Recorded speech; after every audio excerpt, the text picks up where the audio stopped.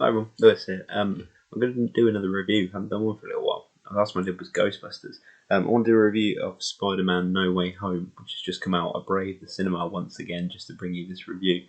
Um, I'm not going to give any spoilers whatsoever. I'm not even going to give context for anything that happens in the movie as far as I think what I'm going to say. So if you've seen the main two trailers, then that's as much as I knew going in, and that's the extent of what I'll talk about. I don't think I'll even say that many character names other than Spider Man, really. So, you know, you're absolutely safe to watch this if you're avoiding spoilers. I mean, if you're dead set on avoiding any and all spoilers, then don't watch this.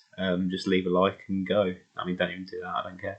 Um, yeah. So I like the previous two Tom Holland Spider-Man movies. I like them all, to be fair, pretty much. All the ones that he's been in as well, like in the larger MCU, and yeah, I say the previous two. So I knew I was gonna enjoy this anyway. There was no way, There's a lot of speculation about it, and it's been a big deal. And obviously, from the trailers, we see it's kind of a multiverse thing. And in some ways, I was thinking leading up to it, it's kind of a shame that the most of the intrigue around the film is based around the multiverse ideas and the possibilities of that, what that brings, rather than just being, I want to see the next Spider-Man film. Because I really, really enjoyed Far From Home, the previous one. I think that's probably one of my favourite MCU movies. I just found it really, really entertaining, and I like the story. A lot of people complain about this version of Peter Parker being like Iron Man Junior or whatever, but that's never bothered me. I like that it kind of plays into that kind of thing. Yeah, and yeah, I enjoyed this one. It did feel like they had kind of the multiverse idea first, and then went right. How can we fit the multiverse idea into the story we're already telling, rather than it being a natural progression to the story they were telling? But that's fine because they still managed to fit in like the continuation of the like Peter's relationship with like MJ and Ned and what have you.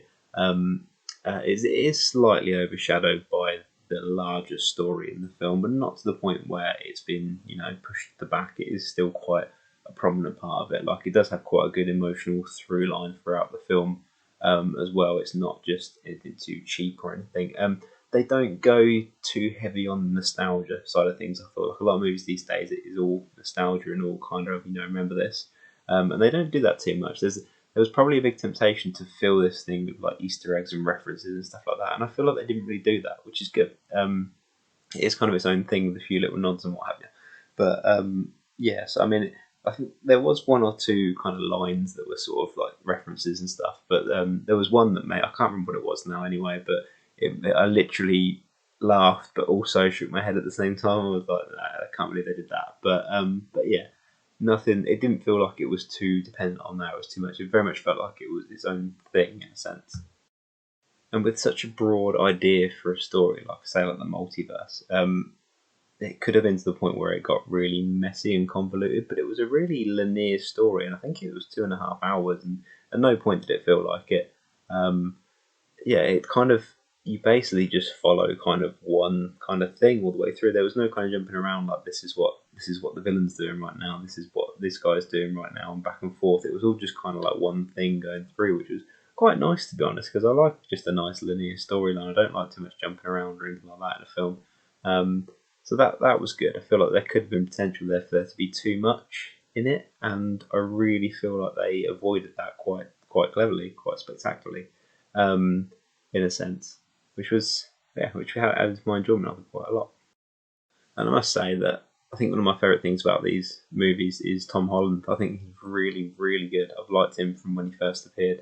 And I just think he's just getting better as he's getting older. I mean, he's only like 25 now. He'll probably do, I think he's already expressed an interest in moving on to doing other things. But I think he'll do these movies like for quite a while yet, I think. And then I'm looking forward to seeing what he does, down the line, because I really think he's a really, really good actor, and I really like him a lot. But yeah, I mean, there's not a lot I can say. I don't want to get into any particulars. I don't want to give anything away for people. If you want me to do more of a spoiler review, then let me know, because I'm happy to talk about it a bit more in depth. But I really enjoyed it. I mean, whether or not you go and see it is not going to depend on my opinion, is it? I mean, you've made your mind up anyway, and I don't blame you. Good for you.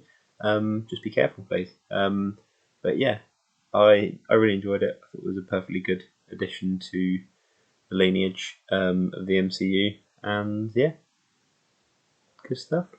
Thanks. Merry Christmas.